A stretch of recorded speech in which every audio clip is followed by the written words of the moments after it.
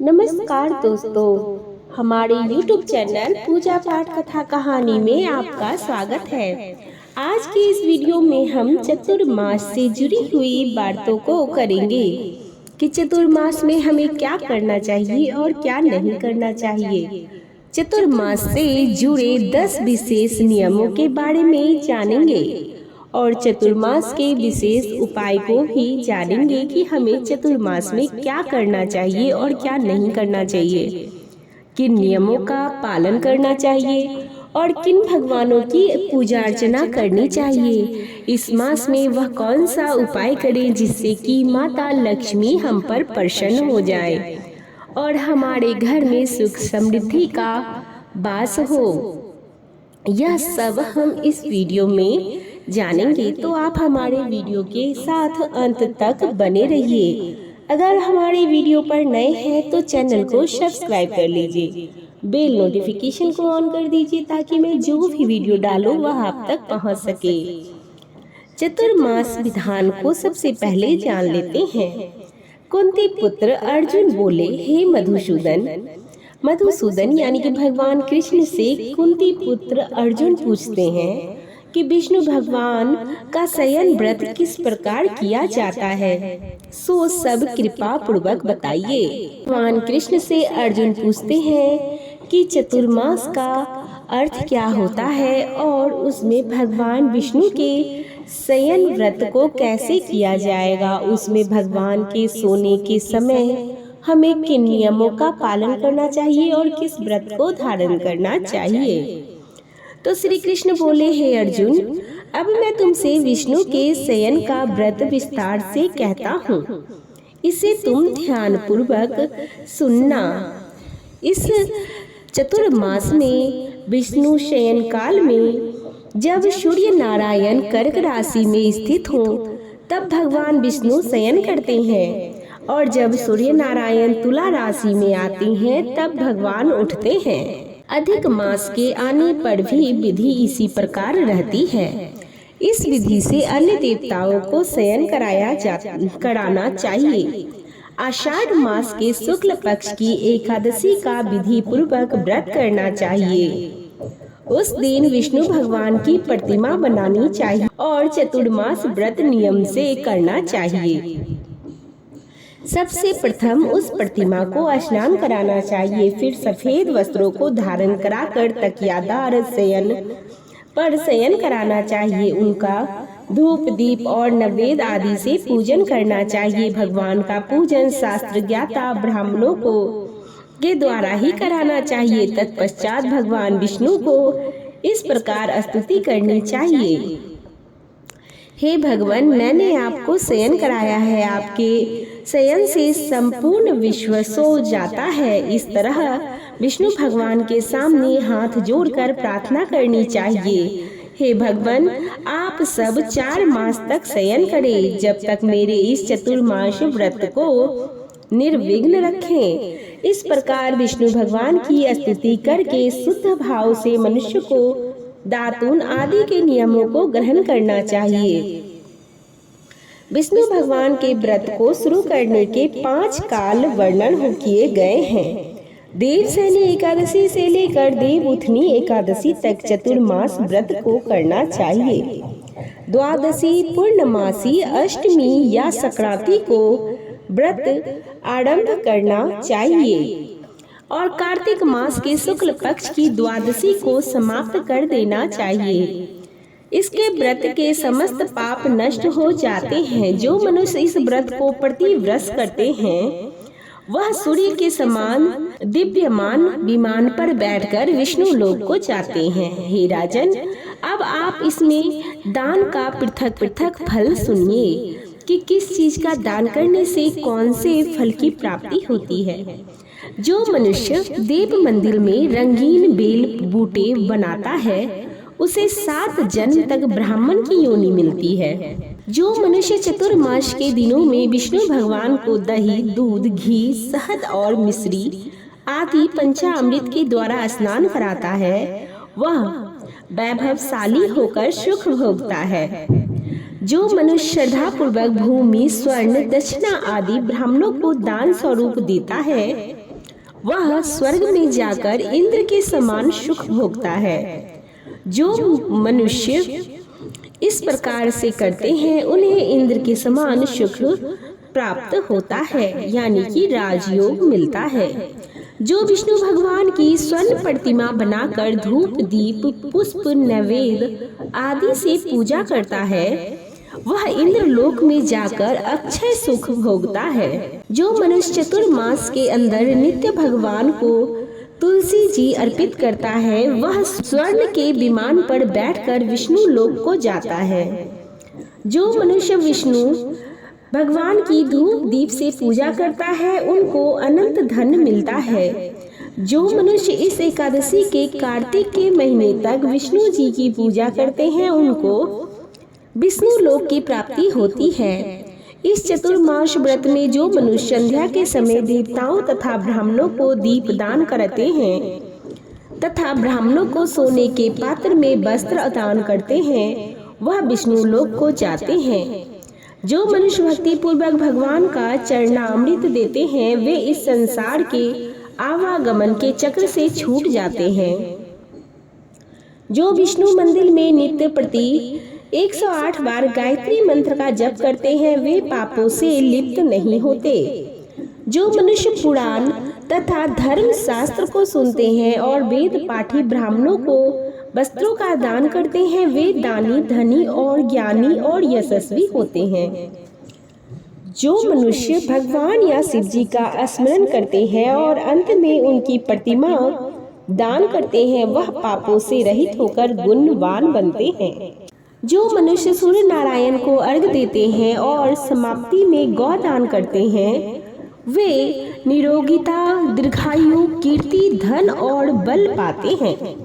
चतुर्मास में जो मनुष्य गायत्री मंत्र द्वारा तिल से होम करते हैं और चतुर्मास समाप्त होने पर तिल का दान करते हैं उनके समस्त पाप नष्ट हो जाते हैं और निरोग शरीर मिलता है तथा अच्छी संस्कारशील संतान उत्पन्न होती है। जो मनुष्य चतुर्मास व्रत में अन्न से होम करते हैं समाप्त हो जाने पर घी घड़ा और वस्त्र का दान करते हैं वे ऐश्वर्यशाली होते हैं। जो मनुष्य तुलसी जी को धारण करते हैं तथा अंत में विष्णु भगवान के निर्मित ब्राह्मणों को दान देते हैं वह विष्णु लोक को जाते हैं। जो मनुष्य चतुर्मास व्रत में भगवान के शयन के उपरांत उनके मस्तक पर नित्य प्रति दूध चढ़ाते हैं और अंत में स्वर्ण की दुर्वा दान करते हैं तथा दान देते समय जो इस प्रकार की स्तुति करते हैं हे दुर्वे जिस भांति इस पृथ्वी पर शाखाओं सहित फैली हुई हो उसी प्रकार मुझे भी अजर अमर संतान दो। ऐसा करने वाले मनुष्य के सब पाप छूट जाते हैं और अंत में स्वर्ग को जाते हैं। जो शिव जी या विष्णु भगवान का गान करते हैं उन्हें रात्रि जागरण का फल मिलता है। जो मनुष्य चतुर्मास व्रत करते हैं उनको उत्तम ध्वनि वाला घंटा दान करना चाहिए और इस प्रकार स्तुति करनी चाहिए, हे भगवान, हे जगदीश्वर, आप पापों का नाश करने वाले हैं।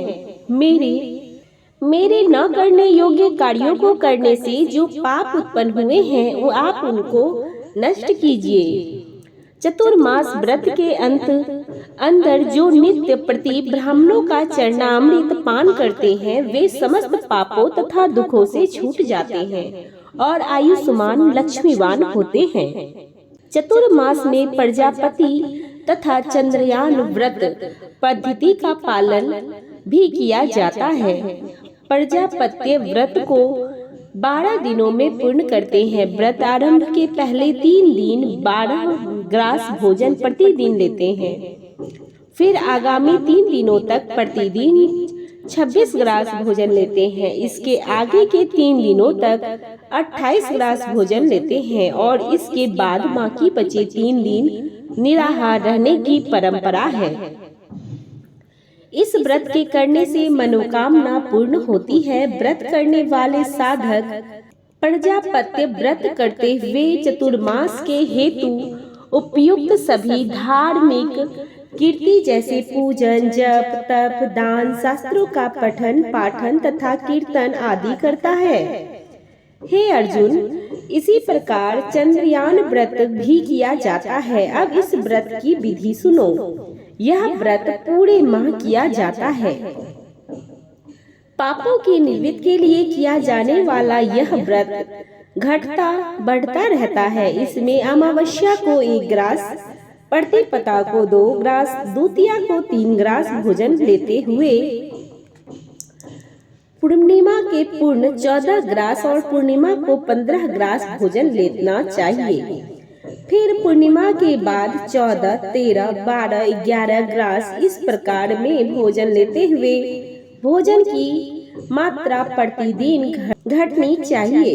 हे अर्जुन, भगवान श्री कृष्ण ने कहा, जो प्रजापति और चंद्रायन व्रत करते हैं उन्हें इस लोक में धन संपत्ति, शारीरिक निरोगता तथा ईश्वर की कृपा प्राप्त होती है। इसमें कांसे का पात्र और वस्त्र दान की शास्त्रीय व्यवस्था है। चतुर्मास के समापन पर दक्षिणा में सुपात्र ब्राह्मणों को संतुष्ट करने की का विधान है। चतुर्मास व्रत के समापन हो जाने के बाद भी गौदान करना चाहिए। यदि गौदान न कर सके तो वस्त्र दान अवश्य करना चाहिए। जो मनुष्य को नित्य प्रतिदिन नमस्कार करते हैं उनका जीवन सफल हो जाता है। जो मनुष्य ब्राह्मणों को नित्य प्रतिदिन नमस्कार करते हैं उनका जीवन धन्य और सफल हो जाता है। वे समस्त पापों से छूट जाते हैं। चतुर्मास व्रत की समाप्ति में जो ब्राह्मणों को भोजन कराता है उसकी आयु तथा धन में वृद्धि होती है। जो अलंकार सहित बछड़े वाली कपिला गाय वेद पाठी ब्राह्मणों को दान करते हैं वे चक्रवर्ती, आयुष्मान, पुत्रवान राजा होते हैं और स्वर्गलोक में प्रलय के अंत तक इंद्र के समान राज्य करते हैं। जो मनुष्य सूर्य भगवान तथा गणेश जी को नित्य नमस्कार करते हैं उनकी आयु तथा लक्ष्मी बढ़ती है और यदि गणेश जी प्रसन्न हो जाएं तो वे मनोवांछित फल पाते हैं। गणेश जी और सूर्य की प्रतिमा ब्राह्मण को देने से सब कार्यों की सिद्धि होती है। जो मनुष्य दोनों ऋतुओं में महादेव जी की प्रसन्नता के लिए तिल और वस्त्रों के साथ तांबे का पात्र दान करते हैं उनके यहाँ स्वस्थ सुंदर शिव भक्त संतान होती है। चतुर्मास व्रत की समाप्ति पर चांदी या तांबा पात्र गुड़ और तिल के साथ दान करना चाहिए। जो मनुष्य विष्णु भगवान के शयन करने के उपरांत यथाशक्ति वस्त्र और तिल के साथ स्वर्ण दान करते हैं उनके समस्त पाप नष्ट हो जाते हैं और वे इस लोक में सुख भोग तथा परलोक में मोक्ष प्राप्त करते हैं। चतुर्मास व्रत के समापन होने पर सैया दान करने चाहिए और अक्षय सुख मिलता है। इससे अक्षय सुख मिलता है और वे कुबेर के समान धनवान होते हैं। वर्षा ऋतु में जो गोपी चंदन देते हैं उन पर भगवान प्रसन्न होते हैं। चतुर्मास में एक बार भोजन कराने वाला, भूखे को अन्न देने वाला, भूमि पर शयन करने वाला अविष्ट को प्राप्त करता है। इंद्रिय निग्रह कर चतुर्मास व्रत का अनंत फल प्राप्त किया जाता है। श्रावण में शाक, भादों में दही, आश्विन में दूध और कार्तिक में दाल का त्याग करने वाले निरोग रहते हैं। चतुर्मास व्रत का पालन करने पर उद्यापन किया जाता है। जब भगवान को सैया त्यागने का अनुरोध करे तब विशेष पूजन करना चाहिए। इस अवसर पर निरअभिमानी विद्वान ब्राह्मण को अपनी क्षमता के अनुसार दान दक्षिणा देकर संतुष्ट करना चाहिए। हे पांडुनंदन, देवसैनी एकादशी और चतुर्मास का महात्म्य पुण्य फलदायी है। इससे मानसिक रोगों की शांति, भगवान विष्णु के प्रति निष्ठा बढ़ती है चतुर्मास भगवान विष्णु की कृपा प्राप्त करने के लिए लगभग 4 माह तक किया जाने वाला व्रत है। व्रत को देवसैनी से देवउठनी एकादशी से जोड़ने से प्रभु के प्रति अपना अनुराग दृढ़ होता है। चतुर्मास चौमासे में जब भगवान श्री हरि विष्णु शयन करते हैं, उस समय कोई भी मांगलिक कार्य नहीं किए जाते। मांगलिक कार्यों का आरंभ देवउठनी एकादशी से पुनः आरंभ करते हैं। तो यह सारी जानकारी भगवान चतुर्मास के व्रत के बारे में जो आपको दी गई है, यह जानकारी आपको कैसी लगी? यह जो भी उपाय दिए गए हैं उनको आजमाएं। अपनी आस्था और विश्वास पे, भगवान पे पूर्ण विश्वास करके आप उस उपाय को आजमाएं, फल की प्राप्ति अवश्य होगी। बोलिए श्री हरि विष्णु की जय, बोलिए भगवान श्री जगन्नाथ की जय। आप कमेंट बॉक्स में ओम नमो भगवते वासुदेवाय लिखना बिल्कुल भी ना भूलें। आपको यह वीडियो कैसी लगी, आपको यह जानकारी कैसी लगी, वह हमें जरूर बताइएगा और एक लाइक अवश्य कर दीजिएगा।